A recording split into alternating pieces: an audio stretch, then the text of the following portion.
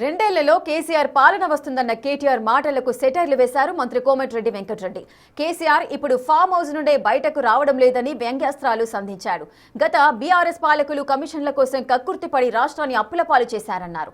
కేవలం కమిషన్ల కోసమే కాళేశ్వరం కట్టి మిగతా ప్రాజెక్టులను పెండింగ్ లో పెట్టారన్నారు. ఈ 3 ఏళ్లే కాదు, రాబోయే 5 ఏళ్లు కూడా కాంగ్రెస్ పాలన కొనసాగుతుందని చెప్పారు మంత్రి. కేసీఆర్ వస్తున్నాను, ఇంకా 2 ఏళ్లలో కేసీఆర్ వస్తున్నాను. రామోజీలో పండుకున్న ఆయన వస్తాడు. ప్రజల కోసం పనిచేసే ముఖ్యమంత్రి ప్రతిరోజు ఈ రోజు పేదలకు ఏం చేయాలి, ఆగిపోయిన ప్రాజెక్టులు, నిన్న ఎస్ఎల్బీసీ ప్రాజెక్టు వేసిన ముఖ్యమంత్రి గారు మేము కూడా ఆగిపోయిన ప్రాజెక్టులు ఒక కాళేశ్వరం తప్ప కమిషన్ల కోసం ఏ ప్రాజెక్టు చేయలే. అటు ప్రాజెక్టులు ఆగిపోయిన పూర్తి చేసుకుంటూ సంక్షేమ కార్యక్రమాలు చేస్తున్న ఏకైక ప్రభుత్వం ఈ రోజు ఇది. 76,000 ఉద్యోగాలు ఫిలప్ చేసిన ప్రభుత్వం ఇది. తప్పకుండా ఈ 3 ఏళ్లే కాదు, వచ్చే 5 ఏళ్ళు కూడా రేవంత్ రెడ్డి గారి నాయకత్వంలో కాంగ్రెస్ ప్రభుత్వం ఉంటుంది. ప్రజలందరూ కోరుతున్నాం, మేధావులకు కోరుతున్నాం, కాంగ్రెస్ పార్టీకి ఓటేసి గెలిచారు. జూబ్లీహిల్స్ ఉప ఎన్నికల్లో కాంగ్రెస్ పార్టీ భారీ మెజార్టీతో గెలవబోతుందని ధీమా వ్యక్తం చేశారు మంత్రి కోమటిరెడ్డి వెంకటరెడ్డి.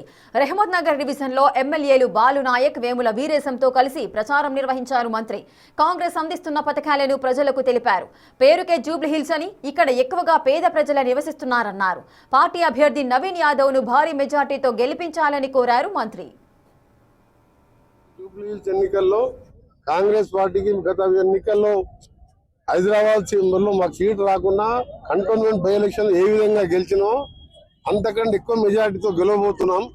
ఈరోజు మాకున్న ఫీడ్బ్యాక్ కానీ, ప్రజలకు మేము చేస్తున్న కార్యక్రమాలు కానీ, ఆర్థికంగా ఇబ్బందులున్న రాష్ట్రాన్ని అప్పులపాలు చేస్తే అయినా ఈరోజు రాష్ట్రాన్ని ఒక విధంగా పేదలకు 2 పూటలు అన్నం పెట్టుకుంటూ సన్న బియ్యం లాంటి కార్యక్రమాలు 10 సంవత్సరాలు కనీసం రేషన్ కార్డు ప్రింటింగ్ కూడా చేయలేని పేదల వ్యతిరేక ప్రభుత్వం 10 ఏళ్ళు మిగులు బడ్జెట్ ఉన్న రాష్ట్రాన్ని అప్పులపాలు చేస్తే ఇలా గౌరవ ముఖ్యమంత్రి రేవంత్ రెడ్డి గారి నాయకత్వంలో ఈరోజు మంత్రులను కానీ, ఎమ్మెల్యేలను కానీ, ఎంపీలను కానీ, ఎమ్మెల్సీలను కానీ, కార్యకర్తలు కాంగ్రెస్ పార్టీ ఈరోజు ఇందిరమ్మ రాజ్యం, పేదల రాజ్యం అని చెప్పి నిరూపించుకుంటానికి మీకు తెలుసు.